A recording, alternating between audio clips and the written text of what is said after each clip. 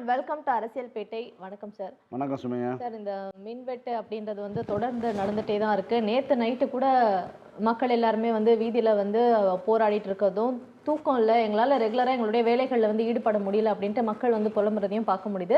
சில பேர் வந்து சரி இதை நாங்கள் அரசியலாக்கலாம், ஆனால் எதுக்காக இந்த மின்சாரம் வந்து கட் ஆகுது, எப்போ தான் வரும்ன்ட்டு ஏதாவது ஒரு தெளிவான பதிலையாவது சொல்லுங்க அப்படின்ற மாதிரி சொல்லிட்டு இருக்காங்க. சரி, அமைச்சர் ஒரு பக்கம் என்ன இதுக்கு ரெஸ்பாண்ட் பண்ணாருன்னா, வந்த புதுசில் அவர் சொன்னதுன்னா மின்வெட்டுலாம் எங்கேயுமே ஏற்படலையே, எல்லாம் கரெக்டாக தானே இருக்குது அப்படின்னாரு. அதுக்கப்புறமா தான் ஒவ்வொரு வாரமும் வேற வேற ஒரு ரீசன் சொல்கிறாரு.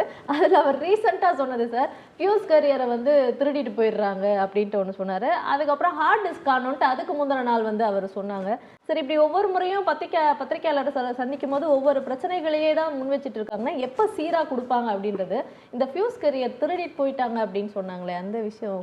அவர் துறையினுடைய அமைச்சர் பேசும்பொழுது கூட வந்து அதிகாரிகள் இருப்பாங்க. அவர் வந்து அவங்ககிட்ட என்ன பிரச்சனைன்னு கேட்டு பேசலாம் செய்தியாளர் சந்திக்கும் போது.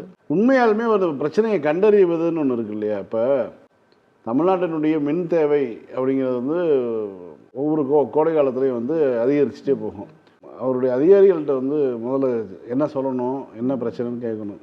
குறிப்பாக வந்து தமிழ்நாட்டினுடைய மின் தேவை வந்து இப்போ 19,000 மெகாவாட் ஆக இருக்கிறது. திமுக ஆட்சியில் வந்து 23,000, 22,000, 24,000 வரைக்கும் எல்லாம் வந்து ஒரு இதுக்கு போச்சு. இருந்தாலும் சமாளித்தாங்க. ஆனால் சராசரியான மின் தேவைங்கிறது 19,000 மெகாவாட்டாக இருக்குது. இப்போ இந்த அடிப்படையில் வந்து தமிழ்நாட்டுக்கான தேவை எப்படி இருக்கும் அப்படிங்கிறத வந்து அதுக்குரிய பயன்பாடு புதுசாக வீடு கட்டிகிட்டு இருப்பாங்க, புதிய மின் உபகரணங்கள் வாங்கிட்டு இருப்பாங்க. அது மாதிரியான பல காரணங்களை சொல்லலாம். இப்போ ஒரு வீடு ஏசி வாங்கக்கூடிய வீடுகள் வந்து அதிகரிச்சுட்டே போகும். இந்த மாதிரி பல விஷயங்கள் இருக்குது. ஏன்னா ஒரு செகண்ட் ஹேண்ட் மார்க்கெட்டில் வந்து 5,000 ரூபாய்க்கு 7,000 ரூபாய்க்கு ஏசி கிடைக்கும்போது ஒரு எளிய மக்கள் கூட வாங்கி பயன்படுத்தக்கூடிய சூழல் இருக்குது. ஏன்னா அவனும் தூங்கணும்ல, அவனும் வேலைக்கு போகணும்ல, அவனுக்கான வாழ்க்கைன்னு ஒன்று இருக்குல்ல, அவங்களும் வாங்குறாங்க. இப்போ எலக்ட்ரானிக் கேட்ஜெட்ஸ்லாம் அதிகமாக வாங்கக்கூடிய ஒரு பழக்கம் வந்து ஒன்றும் இல்லைங்க. ஒரு அறைக்குள்ளே இருக்கக்கூடிய காற்று சுத்தமாக இருக்கணும்னு சொல்லி ஏர் பியூரிஃபையர் வாங்கக்கூடிய இது இருக்குது. இதெல்லாம் வந்து நமக்கு இல்லாத பழக்கங்கள் புதுசாக வருது. இது வந்து முதல்ல ஒரு பங்களாக்கள்லேயும் ஸ்டார் ஹோட்டல்லையும் வச்சுருந்த ஏர் பியூரிஃபையர்ஸ் என்ன ஆகுதுன்னா இன்றைக்கி வந்து நடுத்தர குடும்பங்கள் வாங்கி வைக்கிறாங்க. அந்த அளவுக்கு வந்துச்சு. இது மாதிரியான விஷயங்கள் வரும்போது இதுதான் ஒரு அரசு வந்து கண்காணிச்சு மின் தேவையினுடைய உற்பத்தி எவ்வளோ தேவை கூட்டிகிட்டே இருக்குதோ அதுக்கு மாதிரி உற்பத்தியை அதிகரிக்கணும் அப்படின்னு. ஒன்றிய அரசினுடைய மின் துறை என்ன சொல்லுது, 2031 வந்து இன்றைக்கு இருக்கக்கூடிய தமிழ்நாட்டினுடைய மின் தேவை அப்படியே 2 மடங்கு ஆகும் அப்படின்னு. கூடுதலாக 5 ஆண்டுகளில் தமிழ்நாட்டில் வந்து ஒரு தொழில்துறை மாற்றம், தொழில்துறையினுடைய ஒரு பாய்ச்சல் நிகழ்த்தி விட்டு போயிருக்கு திமுக அரசு. அப்போ அதற்கும் தேவையான மின்சாரம்லாம் இருக்குது. அந்த மாதிரியான விஷயங்கள் அவர்கள் வந்து ஒரு விண்மில் இது மாதிரியான இதை வந்து சோர்ஸ் பண்ணிக்கிட்டாலும் அந்த மற்ற மரபு சாராத ஒரு மின்துறை வந்து எடுத்துக்கிட்டாலும் அவங்களுக்கும் மின்சாரம் தேவைப்படுது. இப்போ இந்த இடத்துல தான் வந்து இவர் வந்து நகரப்பகுதிகளில் மின்வெட்டு நடக்குது. இன்றைக்கி காலையில் பார்த்திங்கன்னா திருவாரூர், நாகப்பட்டினம் பகுதியில் இருக்கக்கூடிய என்ன சொல்கிறாங்கன்னா, நீங்கள் 3 ஃபேஸ் வரமாட்டேங்குது, மோட்ரு ஓட மாட்டேங்குது, மின்சாரமே வந்தாலும் லோ வோல்டேஜாக வந்து மோட்ரு ஓட மாட்டேங்குது. அப்போ வந்து மின்சாரம் இருக்குதுன்னு சொல்லிக்கலாம், ஒரு குண்டு பல்ப் மட்டும் எரியுமே தவிர ஒரு மோட்டரை இயக்குவதற்கான அந்த இது கிடையாது. அப்போ ஒரே நேரத்தில் அந்த பகுதியில் இருக்கக்கூடிய எல்லா கிராமத்தில் இருக்கக்கூடிய மோட்டரில் ஓடிச்சுன்னா அதுக்கு வந்து மின்சார சப்ளை இல்லை. இப்போ இது மாதிரியான பிரச்சனைகள்லாம் இருக்கும்போது அமைச்சர் என்ன சொல்கிறாரு, நகரத்தில் வந்து போராடுறவங்க வந்து யாரோ தூண்டி விட்டு போராடுறாங்க, எதிர்கட்சிகளோட சதிங்கிறாரு. அது உண்மையா? நீங்கள் வந்து பெரம்பூரில், கொளத்தூரில், திருவிக நகரில், திருவெற்றியூரில் அப்படின்னு சொல்லி இவர்கள் வெற்றி பெற்ற பகுதியில் போராடக்கூடியவர்கள், அது இளைஞர்கள், இவர்களுடைய வாக்காளர்களாக சொல்லக்கூடிய நபர்கள் வந்து ரோட்டில் நிற்கிறாங்க. அவங்க வந்து என்ன சொல்கிறாங்க, நான் உங்களுக்கு தான் வாக்களித்தோம், எங்களை இப்படி இது பண்ணுறீங்கன்னு தான் கேட்குறாங்க. எம்எல்ஏ வந்து பேசிகிட்டு இருக்காரு, பேசிகிட்டு இருக்கும்போதே மின்சாரம் போகுது. இது எல்லாமே இப்போ நம்ம எதையும் வந்து அதாவது ஒரு வேற ஒரு இடத்துல ஒரு சம்பவம் நடக்குது அப்படின்னு பக்கத்து மாநிலத்திலேயோ பக்கத்து நாட்டை பற்றியோ நம்ம பேசலை. ஏன்னா நம்ம சொல்லக்கூடியதே மக்களுக்கு தெரியும். நேற்றைக்கு இரவு வந்து மடிப்பாக்கத்தில் மக்கள் வந்து 9 மணி நேரம் கரண்ட் இல்லை. அதனால் மின்துறை என்ன சொல்கிறாங்க, 3 மணி நேரத்தில் சரி செய்யப்பட்டது அப்படின்னு சொல்லி அவங்க ட்வீட் போடுறாங்க. 9 மணி நேரம் இல்லை. அப்போ அந்த 9 மணி நேரங்கிறது வந்து அந்த பகுதி மக்கள் எவ்வளோ தூரம் வந்து, அதுவும் இந்த கோடை வந்து இன்னும் முடிஞ்ச பாடு இல்லை, ரொம்ப அதீதமான வெப்ப சூழலில் தான் இருந்துகிட்டு இப்பயும். அப்போ இந்த மாதிரியான நேரத்தில் வந்து இவர் வந்து ஃபீஸ் கேரியர் வந்து திருடிட்டு போகிறாங்க. அதனால தான் இந்த புதிய கண்டுபிடிப்புகள், அதுக்கு ஒரு வீடியோ, அதுக்கு ஒரு எஃப்ஐஆரை போட்டு அதுக்கு 2 பேர்த்தை அரெஸ்ட் பண்ணி இது ஃபீஸ் கேரியர் இந்த மாதிரியான திருட்டு சம்பவங்கள் வந்து சாதாரணமாக நடக்கக்கூடியது தான். நான் என்ன சொல்கிறேன், ஒரு நீங்கள் குறைந்தபட்ச அறிவுள்ள யாருக்குமே ஒரு 30 வயது கடந்த எல்லாத்துக்குமே வந்து தெரியும் வீட்டில் இருக்க ஃபீஸ் கேரியர் எப்படி இருக்கும், தெருவில் இருக்கக்கூடிய டிரான்ஸ்ஃபார்மர் சின்ன சின்ன மினி டிரான்ஸ்ஃபார்மர்கள் இருக்கக்கூடிய ஃபீஸ் கேரியர் எப்படி இருக்கும், அது தொடக்கூடிய தைரியம் யாருக்கு இருக்கும். பொதுவாக யாரும் பாக்ஸ் பக்கமே போக மாட்டாங்க, அந்த டிரான்ஸ்ஃபார்மர் போய் தொடரக்கூடிய தைரியம் யாருக்கு இருக்கும் அப்படிங்கிறது ஒன்று. இன்னொன்று அதில் இருக்கக்கூடிய எடுத்துகிட்டு போய் விற்கக்கூடியது என்ன சென்னை முழுக்க நடக்குது. தெருவுக்குள்ளே வந்து ஒரு 4-5 சின்ன சின்ன டிரான்ஸ்ஃபார்மர்ஸ் போட்டிருப்பாங்க. அதை வந்து எடுத்துகிட்டு போனாங்கன்னா ஒரு அந்த இடத்துல ஒரு 60 வீடுக்கு கரண்ட் தடைப்படும். பிரச்சனை வந்து என்னென்னா ஒரு ஏரியாவுக்கு வரமாட்டேங்குது, குறிப்பிட்ட ஒரு ஏரியாவுக்கு வரமாட்டேங்குது. காவேரி நகர், கண்ணகி நகர்னு ஒரு ஏரியாவுக்கு வரமாட்டேங்குது, மொத்தமாகவே மின்சாரம் இல்லாமல் இருக்குது. ஒரு தொகுதி முழுக்க மின்சாரம் இல்லாமல் இருக்குதுன்னு தான் போராட்டம் நடக்குது. அப்போ சொல்றாரு, ஒரு வீடியோ வந்து ரிலீஸ் ஆகுது, அதை வந்து வீடியோ இவரே ரிலீஸ் பண்ணுறாரு, அவருடைய அக்கௌண்ட்லேயே போடுறாரு. இந்த மாதிரி இந்த 2 பேர் தான் பாஸ் அவங்க 2 பேர் இருந்தாங்க அப்படிங்கிற மாதிரி, மொத்த கரண்ட் கட்டுக்கு இந்த 2 பேர் தான் அப்படிங்கிற மாதிரி இவர் வந்து சொன்னார்னா அவர் என்ன ஒரு அதாவது ஒரு அளவு வேணாமா சார். ஹார்ட் டிஸ்க்லாம் காணோம்னாங்களே அடுத்து. அதுதான் அந்த ஹார்ட் டிஸ்க்கு இப்போ பாருங்க, அந்த அந்த ஹார்ட் டிஸ்க் வந்து 12 ஹார்ட் டிஸ்க் காணாங்கன்னு சொன்னாங்க. பிடிக்க போலீஸ் படை போச்சு. பிடிச்சிட்டு வந்தால் அந்த ஹார்ட் டிஸ்கை வந்து திருடிய நபரை பிடிச்சி மீட்டெடுக்க கொண்டு போய் பெங்களூரில் வந்து விற்றுருக்காங்க. பெங்களூரில் கொண்டு போய் இந்த விற்று ஹார்ட் டிஸ்க்கு அப்புறம் குடுறா அப்படின்னு வாங்கினா 18 தான் இவங்க கம்ப்ளைண்ட் கொடுத்துருக்காங்க. ஆனால் 34 ஹார்ட் டிஸ்க் விற்றுருக்காங்க.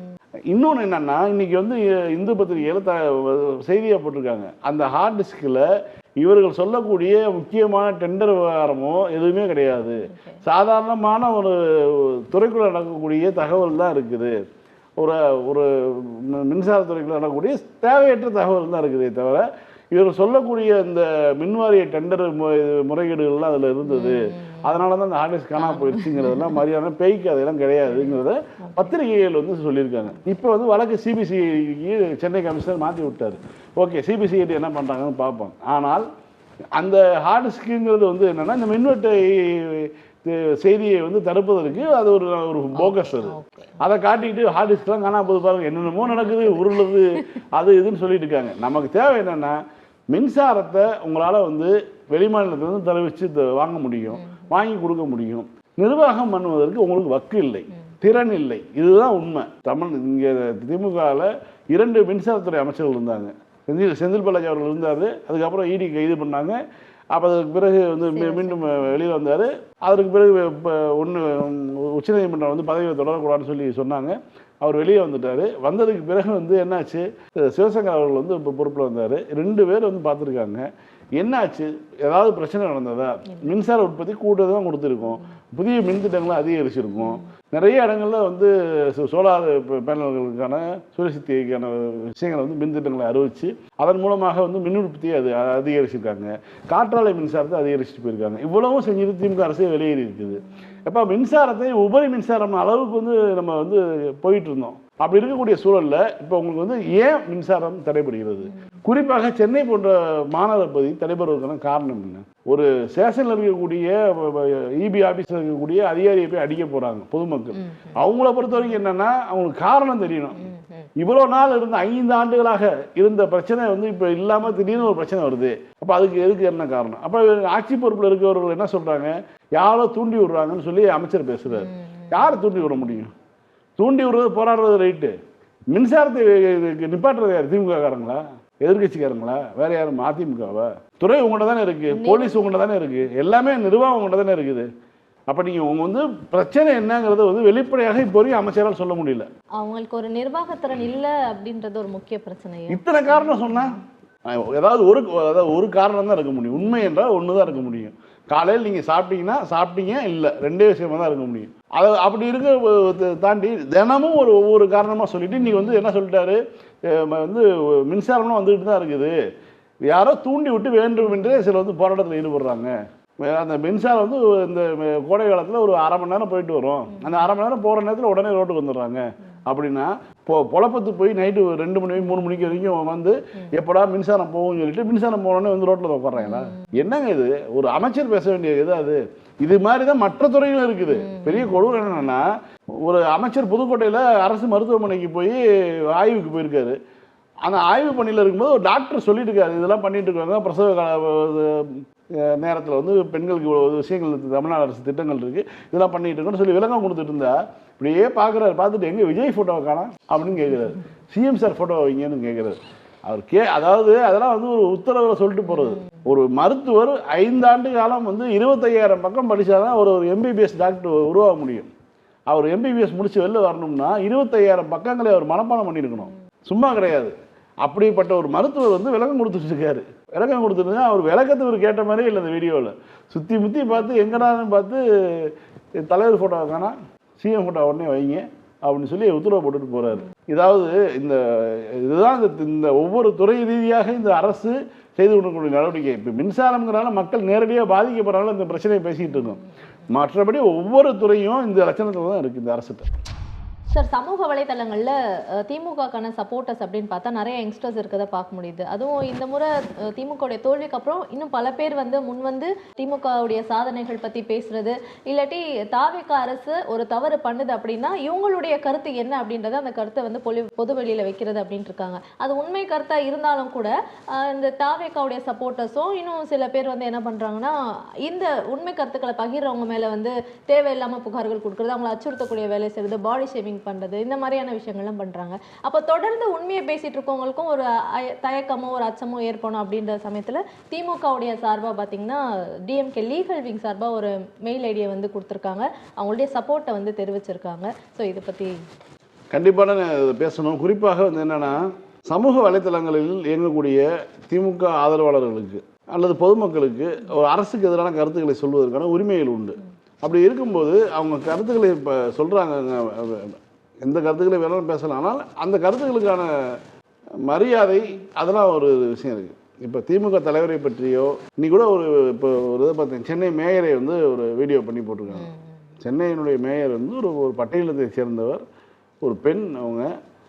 அவங்க வந்து ஒரு சென்னையினுடைய மிகப்பெரிய ஒரு பதவியில் அமர்ந்திருக்காங்க.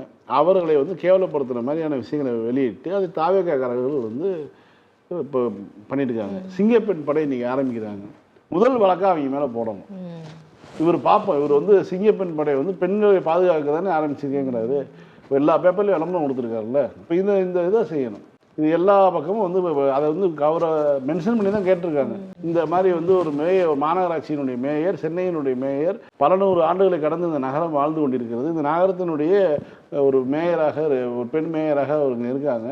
அவங்களுக்கு வந்து இப்படி ஒரு கொடூரம் நடக்குது, இந்த நீங்கள் வேடிக்கை பார்க்குறீங்களான்னு கேட்குறாங்க. அப்போ இது மாதிரியான விஷயங்கள், பொய்யான விஷயங்கள், தவறான விஷயங்களை வந்து ஃபேக்கான கார்டு, ஃபேக்காக ரெடி பண்ணுறது, ஃபேக்கான வீடியோஸ் ரெடி பண்ணுறது, இந்த மாதிரியான விஷயங்கள் வந்து நிறையா பண்ணிட்டு இருக்காங்க. அப்போ இந்த லீகல் விங் வந்து என்னன்னா 2 விதமான விஷயங்களுக்காக சொல்கிறாங்க. இந்த மாதிரி பொய்யான தகவலை பரப்புவது, தவறாக தலைவர்களை வந்து சித்தரிப்பது, மீம்ங்கிற பேரில் வந்து தலைவர்களை வந்து கேவலப்படுத்துவது, பெண்களை கேவலப்படுத்துவது, இந்த மாதிரியான விஷயங்கள் செய்யக்கூடிய நபர்களை வந்து சட்டத்தின் முன்னாடி நிப்பாட்டணும். அதுக்கு ஒரு தேவை ஒன்று இருக்குது. அதேமாதிரி ரீல்ஸ் போடுறவங்க, பொய்யை சொல்லி ரீல்ஸ் போடுறவங்க, பொய்யை பரப்பக்கூடிய ரீல்ஸ் போடுறவங்க. இப்போ என்ன சொல்கிறாங்கன்னா, இரவுல வந்து விஜய் சுத்திட்டு இருக்காரு, இரவுல வந்து குற்றங்கள் அப்புறம் வந்து விஜய் தடுத்துட்டு இருக்காரு ஒரு அம்மா பேசுது. சத்தியமா பாத்தீங்களா அந்த வீடியோ? குழந்தை காணாம போச்சான். உடனே விஜய்க்கு தகவல் போச்சா, நைட்டோட நைட்டா போய் அவர் காப்பாற்றி கொடுத்துட்டு வீட்டுக்கு போயிட்டாராம். ரயில்வே டிடிஆர்லாம் வந்து வீட்டுக்கு போகும்போது கருப்பு கொட்டோட போனால் விஜய் தான் போறாருன்னு நினச்சிக்கிட்டு பின்னாடியே போகிறாங்க, மாறு வேஷத்தில் போறாரு அப்படிங்கிற மாதிரி. மக்கள் இந்த லெவலில் இருக்காங்க பாருங்க. அதாவது தமிழ்நாட்டு இருந்த நிலைமைக்கு இன்னைக்கு எந்த இடத்துல வந்து நிற்கிறோம் அப்படிங்கிற ஒரு சூழல் இருக்கு இல்லையா?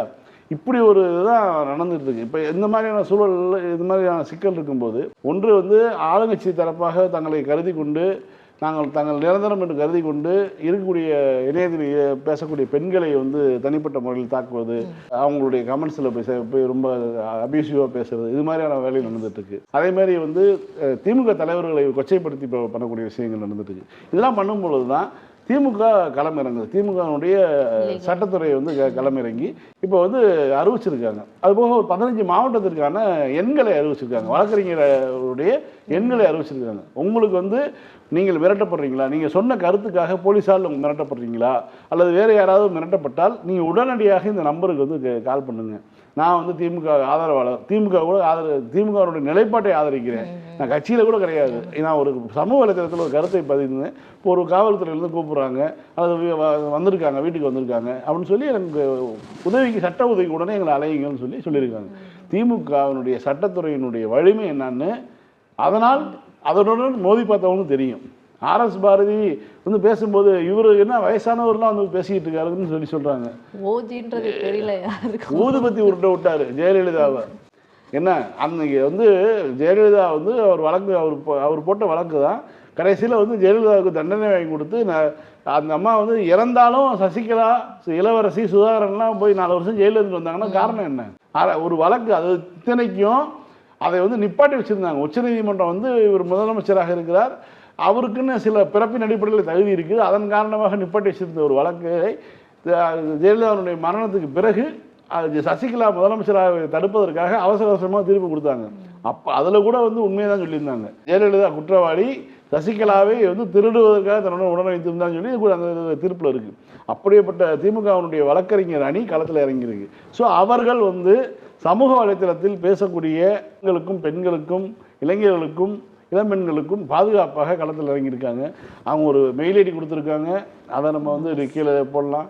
அதே மாதிரி வந்து நம்பர்ஸ் போட்டிருக்காங்க, ஒவ்வொரு 15 மாவட்டத்துக்கு முதல் கட்டமாக கொடுத்துருக்காங்க, அடுத்த மாவட்டத்துக்கும் அறிவிப்பு வந்துடும்.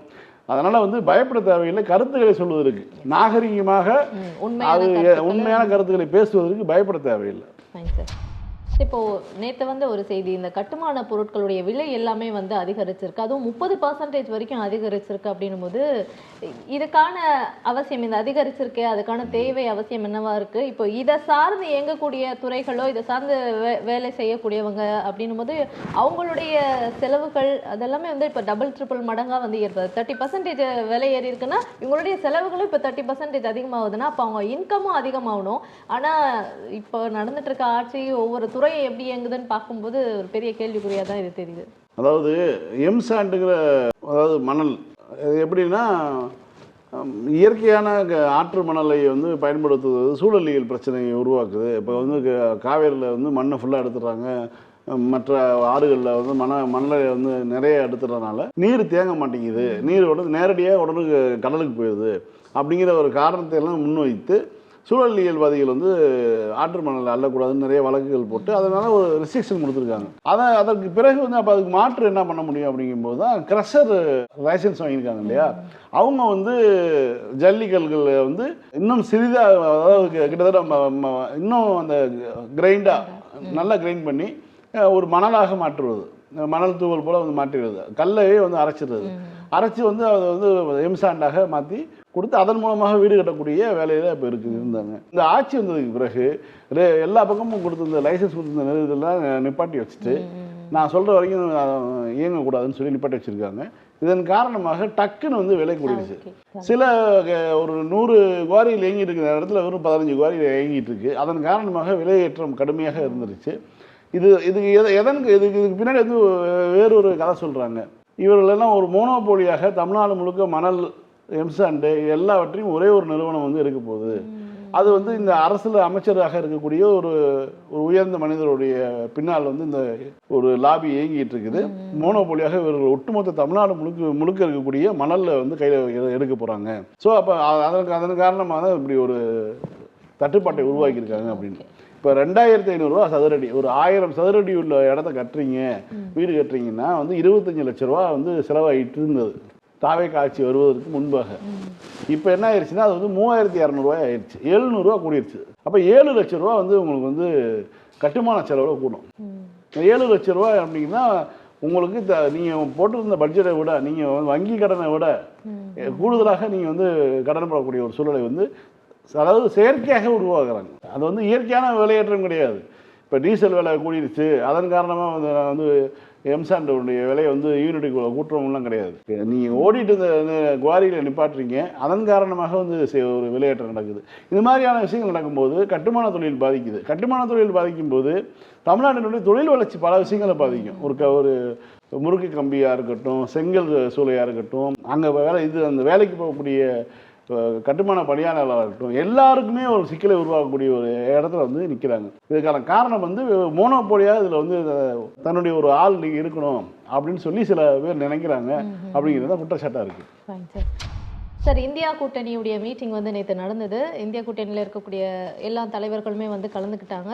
ஆனால் திமுக வந்து அதை புறக்கணிச்சிருந்தாங்க. அந்த மீட்டிங் நடந்த இடத்துல திமுக புறக்கணிச்சிருந்த பற்றி பேனர்ஸ்லாம் இருந்ததையும் வந்து பார்க்க முடிஞ்சுது. ஸோ திமுக சார்பாக அங்கே போகலன்னொன்னே அந்த சைடே போகல சார். என்ன செய்தி, என்ன நடந்துச்சுன்னா தெரியல. அதை பற்றின அப்டேட்ஸ் என்ன, மீட்டிங்கில் என்ன மாதிரியான விஷயங்கள்லாம் டிஸ்கஸ் பண்ணப்பட்டுச்சு? மீட்டிங்கில் வந்து டிஸ்கஸ் பண்ணியிருக்காங்க. ஆனால் ஒரு செய்தி வந்து கசிய விடப்பட்டது. மீட்டிங்கில் வந்து திருமாவளவன் அவர்கள் வந்து திமுகவை விட்டு விலகி காங்கிரஸ் விலகி தவறானது சொல்லி திருமாவளவன் பேசினார் அப்படின்னு சொல்லி ஒரு செய்தி வந்தது. அப்போ வந்து என்ன சொன்னாங்க, திருமா மட்டும் தான் பேசியிருக்காரு, வேற யாருமே பேசலை, அப்போ திமுக தனித்து விடப்பட்டு விட்டது அப்படிங்கிற மாதிரி வந்து செய்திகள் வந்து கசிய விடப்பட்டது. திருமா மட்டும் தான் திமுக பேசினாங்க, மற்ற யாரும் பேசலை அப்படிங்கிற மாதிரி. ஆனால் இன்றைக்கி வந்திருக்கக்கூடிய செய்திகளை பார்த்தீங்கன்னா முலாயம் சிங் யாதவ் வந்து பேசியிருக்காரு, திமுகவுக்கு வந்து நீங்கள் செஞ்சது வந்து பீட்ரையல்னு சொல்லி பேசியிருக்காரு. அதே மாதிரி வந்து தேஜஸ்வி யாதவ் பேசியிருக்காரு. அதே மாதிரி சரத்பவாருடைய மகள் அவங்க வந்து நேரடியாக இவங்க எல்லாமே வந்து ராகுல் காந்தியின் முகத்தை பார்த்து கேட்டிருக்காங்க, காங்கிரஸை பார்த்து கேட்டிருக்காங்க. ஜான் பிரிட்டோஸ் அவர் சிபிஎம்னுடைய எம்பி, அவர் கேரளாவை சேர்ந்தவர், அவர் அது நேரடியாகவே கேட்டிருக்காங்க. நீங்கள் இந்த தேர்தல் பிரச்சாரத்தில் நாங்கள் வந்து பாஜகவுடன் வந்து கள்ளக்கூட்டணின்னு சொல்லி நீங்கள் பேசுனீங்க, இப்போ வந்து நம்ம எப்படி வந்து ஒரே மேடையில் ஒரே இடத்துல உட்காந்து நம்ம வந்து ஒரே பிரச்சனைக்காக பேச முடியும், நீங்கள் ஆட்சி பொறுப்பு வேறு அங்கே எடுத்திருக்கீங்க, இப்போ நீங்கள் வந்து எந்த வகையில் வந்து நீங்கள் பேச முடியும்னு சொல்லி அவர் கேட்டிருக்காரு. அதேமாதிரி தமிழ்நாட்டில் வந்து திமுகவை வந்து நீங்கள் வந்து முதுகில் குத்தி விட்டு ரிசல்ட் வந்துட்டு இருக்கும்போதே ஓடி போயிட்டீங்கன்னு சொல்லி அவர் பேசியிருக்காரு. அதே மாதிரி வந்து பார்த்தீங்கன்னா ஒவ்வொருத்தரும் கேள்வி கேட்டவர்களுடைய பட்டியலே வந்து பெரிய எல்லாருமே திமுகவை தொடாதவர்களே கிடையாதுங்கிற மாதிரியான ஒரு இருந்து தான் அங்கே நடந்திருக்குது. இப்படியான சூழலில் காங்கிரஸ் வந்து ஒரு புரிதல் வந்து இதெல்லாம் திறந்து போடுறதுலாம் கிடையாது. அவர்களை பொறுத்த வரைக்கும் புரூட்டஸுக்கு கத்தி குத்தால் நண்பனை கொலை பண்ண, அதாவது ஜூலியஸ் சீசரை கொலை செய்த புரூட்டஸ் வந்து இவன் ஒருத்தர் தான் நம்மளை காப்பாற்றுவான், மற்ற எல்லாரும் நமக்கு எதிரி ஆகிட்டாங்கன்னு நினைக்கும் போது அந்த புரூட்டஸும் கொலை பண்ணால. அது மாதிரி வந்து முதல் இதே குத்திட்டு போயிட்டாங்க. அவங்களுக்கு ஒரு காலம் புரிய வைக்கும். ஆனால் அந்த கூட்டணியில், இந்தியா கூட்டணியில் இருக்கக்கூடிய சிக்கல் வந்து இப்போது தெளிவாக தெரிய வருது. அவர்கள் எல்லாருமே வந்து காங்கிரஸ் வந்து பேசியிருக்காங்க, பொது பிரச்சனைக்காக நம்ம கூடியிருக்கோம்னு ராகுல் காந்தி சொல்லியிருக்காரு. அன்பும் அஃபெக்ஷனோடய இந்த வந்து லவ் அண்ட் அஃபெக்ஷனோட இந்த கூட்டத்தை நிறைவு செய்வோம்னு பேசியிருக்காரு. ஆனால் அந்த கூட்டத்தில் கலந்து கொண்ட எல்லாருமே திமுகவுக்கு செய்த துரோகத்தை சுட்டி காட்டியிருக்காங்க. ஏன்னா இவர் வந்து தேஜஸ்வி சொல்லியிருக்காரு, காங்கிரஸ் தலைமை, மாநில தலைமை அங்கே பீகாரில் இருக்கக்கூடிய பாஜக தலைமையுடன் வந்து காம்ப்ரமைஸ் பண்ணிக்கிட்டாங்க. தேர்தல் நேரத்தில் 15 தொகுதிகளுக்கு வந்து எங்களுக்கு எதிராக வேட்பாளர்களே காங்கிரஸ் வேட்பாளர்களே போட்டிருந்தாங்க. இப்படி தான் இதெல்லாம் வந்து ஆட்சி பொறுப்பு வராமல் செய்வதற்கான காரணமாக வந்து அங்கே பேசியிருக்காங்க. கடைசியில் இவங்க வந்து இந்தியாவுக்கு, அதாவது இப்போ இவ்வளோ நாள் கழிச்சு எதுக்கு இப்போ கூட்டம் போடுறீங்க அப்படிங்கிற ஒரு கேள்வி வந்துருக்குது. ஏன்னா இப்போ மம்தா பானர்ஜியினுடைய கட்சி வந்து 28 எம்பி இல்லைன்னா 20 பேர் வந்து உடச்சிட்டு போயிட்டாங்க, போய் பாஜகவை ஆதரிக்க ஆரம்பிச்சிட்டாங்க. இப்போ அவங்களுடைய பலம் வந்து 300 போயிடுச்சு. ஏன்னா சரிபாதிக்கு மேலே 2 பங்கு எம்பிக்கள் போயிட்டு போனதுக்கு பிறகு மம்தாவுக்கு இப்போ அரசியலே இல்லை. இப்போ அரசியல் அனாதையாக வந்து மம்தா இப்போ நிற்கக்கூடிய ஒரு சூழல் இருக்குது. நீங்கள் மேற்கு வங்காளத்துலேயும் பார்த்தீங்கன்னா அவங்களுடைய எம்பிக்கள் 58 எம்பிக்கள் போயிட்டாங்க, எம்எல்ஏக்கள் போயிட்டாங்க. பாராளுமன்றத்தில் இருந்த 28 எம்பிக்களில் 20 எம்பிக்கள் பாஜக ஆதரவு நிலைப்பாடு எடுத்துட்டாங்க. நீக்கவும் முடியாது, கொறடா உத்தரவு அடிப்படையில் வந்து பதவியை விட்டு தூக்க முடியாது. அப்போ வந்து என்ன போயிடுச்சு, மம்தாவுக்கு அங்கே வாய்ஸ் கிடையாது. மற்ற வாய்ஸ் உள்ளவர்கள், எதிர்கால அரசியலுக்கு வந்து வயது உள்ளவர்கள் எல்லோருமே, சுப்ரியா சுலே உட்பட, சரத்பவாருடைய மகள் உட்பட எல்லோருமே வந்து கடுமையாக விமர்சனம் பண்ணியிருக்காங்க. திமுகவுக்கு இழைத்த துரோகத்தை வந்து சுட்டி காட்டியிருக்காங்க. இதுதான் அங்கே நடந்திருக்குது. சோனியா காந்தி கடுகடுத்த முகத்துடன் தன்னுடைய மகனை பார்த்துருக்காங்க. நீ எடுத்த முடிவு எவ்வளோ மோசமாக இருக்குன்னு பார்த்துக்குங்க அப்படின்னு சொல்லி பார்த்ததாக இன்னைக்கு டெல்லியிலேருந்து வரக்கூடிய செய்திகள் வந்திருக்குது. ஆனால் தமிழ் நியூஸில் வந்து எதுவுமே யாருமே போடலை. திருமாவளவன் மட்டும்தான் போட்டாருன்னு சொல்லி ஒரு செய்தியை போட்டிருந்தாங்க. திருமாவளவன் மட்டும் பேசவில்லை, எல்லோருமே பேசியிருக்காங்கன்னு தான் உண்மை. ஃபைன் சார், திரும்ப நாளைக்கு இதே நிகழ்ச்சியில் சந்திக்கலாம். மீண்டும் நாளை இரவு 9:30 மணிக்கு அரசியல் பேட்டை நிகழ்ச்சியில் சந்திக்கலாம். நன்றி. நன்றி.